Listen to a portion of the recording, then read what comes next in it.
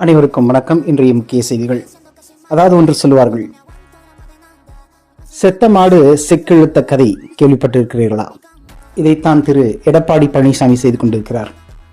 முடிந்துவிட்ட அணியை கோர்த்து சேர்க்க முயற்சி செய்து கொண்டிருக்கிறார். உடைந்த பானை ஒட்டாது என்பார்கள். அது போன்று திரு எடப்பாடி அவர்களின் இந்த உடைந்த அணி ஒட்ட வாய்ப்பே இல்லை.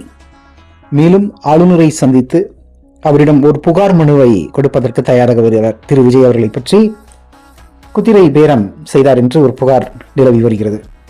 சார், இந்த மாதிரியான கண்கட்டு வித்த இதெல்லாம் இனிமே பழிக்காது. உங்களை பத்தி உங்க அணியினர் தெரிஞ்சுக்கிட்டாங்க. வேலுமணி அவர்களுக்கு தெரியும், திரு சண்முகம் அவர்களுக்கு தெரியும். என்னுடைய கெரியரே போச்சுன்னு 2 பேரும் ஏற்கனவே ப்ரெஸ்ல சொல்லியிருக்கிறாங்க.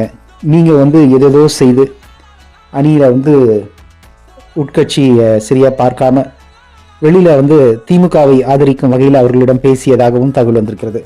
இதெல்லாம் பார்க்கும்போது உங்களுடைய கண்கட்டு வித்தை, ஜால வித்தைகள் எதுவுமே சரிப்பட்டு வராது. எடுக்கவா கோர்க்கவா என்பான் துரியோதனன்.